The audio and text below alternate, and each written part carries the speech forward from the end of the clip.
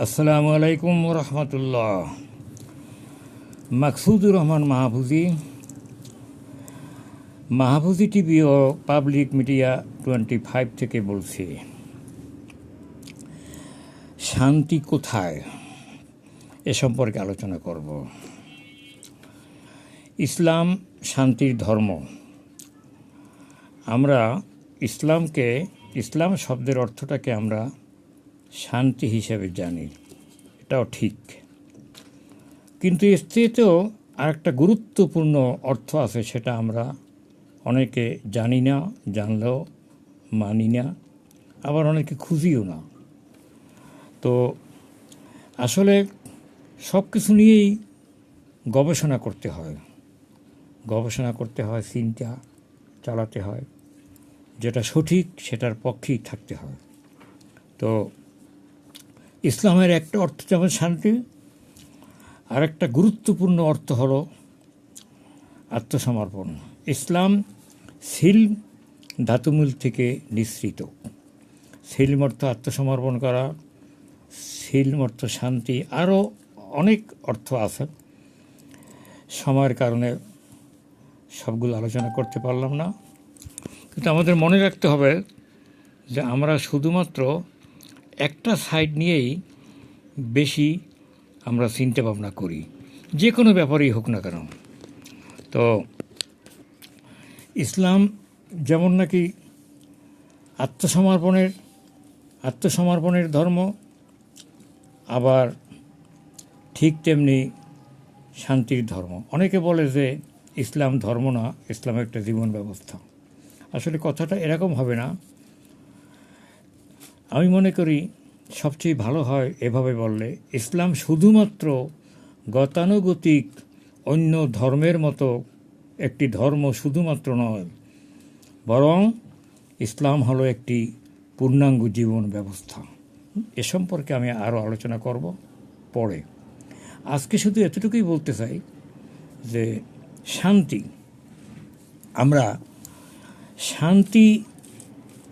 জিনিসটা আসলে খুবই সহজ। সহজ কেন? একদিকে সহজ, একদিকে খুব কঠিন। সহজ হলো এ অর্থে যে ইসলাম যেহেতু শান্তির ধর্ম, সেহেতু ইসলামের মধ্যেই তো আমরা শান্তি খুঁজে পেতে পারি। আর ইসলাম খুব সহজ ধর্ম, সহজ জীবন ব্যবস্থা। মূলত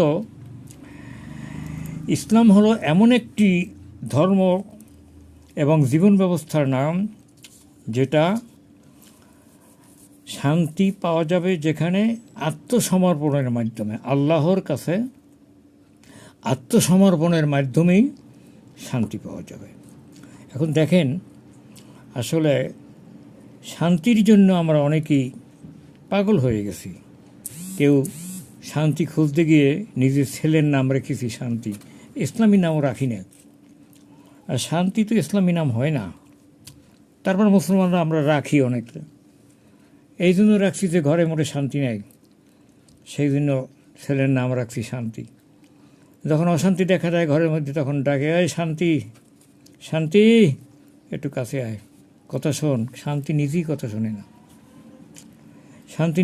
শোনে না, নামাজ পড়ে না, বেয়াদবি করে মা বাবার সঙ্গে। সে সারা রাত দিন ওই একটা হেডফোন কানের মধ্যে দিয়ে কী জিনিস শোনে আর কি বোঝে। অতি নাকি ওর শান্তি, লেখাপড়ার শান্তি নেই, ইবাদত বন্দেগীতে শান্তি নেই। কই শান্তি কি হলো? তারপরে লোকে চিন্তা করলো শান্তি তখন এখানে হলো না, তখন একটা দোকান দিল, সেই দোকানের নাম রাখলো শান্তি কনফেকশনারি। তো সেখানে গেল, দেখলো যে এত বাকি পড়ে গেছে, মানুষ ফাঁকি ঝুঁকি দিয়ে নিয়ে যাচ্ছে আর ফেরত দিচ্ছে না। আর চাইতে গেলে অশান্তি, মারামারি বন্ধ হয়, তাহলে শান্তি আসলো না। শান্তি কোথায় আসবে? শান্তি হলো ইসলামকে মেনে নেওয়া, এর মাধ্যমেই শান্তি। শান্তি হলো জিকিরের মাধ্যমে, আল্লাহর জিকিরের মাধ্যমে। এই জন্য আল্লাহ বলেছেন, আলা বিজিক্রিল্লাহি তাতমাইন্নুল কুলুব। মনে রেখো, একমাত্র শান্তি, মনের শান্তি, হৃদয়ের শান্তি, পিস অফ মাইন্ড, একমাত্র সেটা হলো আল্লাহর জিকিরের মাধ্যমে। জিকির কিন্তু 3 প্রকার, জিক্রে লেসানি, জিক্রে কলবি, জিক্রে ফেলি। অর্থাৎ লেসানের জিকির, মুখ দিয়ে যে জিকির করি আমরা, সেটাও জিকির। আবার অন্তর দিয়েও ওই জিকিরে যা বলি সেটা মানতে হবে, আর কাজের মাধ্যমেও সেটাকে প্রতিফলিত করতে হবে। অন্তরের মাধ্যমে যে জিকিরটাকে মানতে হবে ওটা হলো জিক্রে কলবি, অন্তরের জিকির। আর কাজের মাধ্যমে যে জিকিরটা প্রতিফলিত করতে হবে সেটা হলো জিক্রে ফেলি। এবং জিক্রে ফেলি যদি না থাকে, যেমন নাকি আল্লাহর জিকির করি আমরা, কিন্তু এটা মুখে করি, আবার কলব দিয়েও জিকির করি, অন্তর দিয়েও জিকির করি, কিন্তু জিক্রে ফেলি হলো আল্লাহর জিকির হবে এই যে আল্লাহর হুকুম হাকাম মেনে চলা, নামাজ রোজা ঠিকমতো আদায় করা, ইবাদত বন্দেগী করা।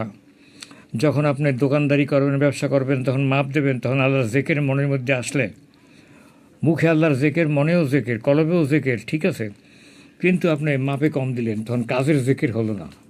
কাজেই কাজের জিকিরটা হলো আসল জিকির। তখন মাপে কম দিবেন না, সঠিক মতো মাপটি দিবেন। এটা যদি করতে পারেন তাহলে আপনার শান্তি আসবে, ঘরে শান্তি আসবে, বাইরে শান্তি আসবে, সমাজ, রাষ্ট্র, আন্তর্জাতিক জীবনে সর্বত্র শান্তি আসবে, শুধুমাত্র যদি নাকি আল্লাহর জিকিরকে নিজের মুখে, নিজের অন্তরে, কাজের মাধ্যমে ব্যক্তি, পরিবার থেকে রাষ্ট্রীয় জীবন, আন্তর্জাতিক জীবনে বাস্তবায়িত করতে পারবেন। আল্লাহ আমাদেরকে তৌফিক দান করুন। আমিন। আখিরু দাওয়ানা আলহামদুলিল্লাহি রাব্বিল আলামিন। আসসালামু আলাইকুম রহমতুল্লাহ। আপনারা আলোচনাটি সাবস্ক্রাইব করে দেবেন এবং বেশি বেশি করে শেয়ার করে দিবেন। আল্লাহ হাফিজ।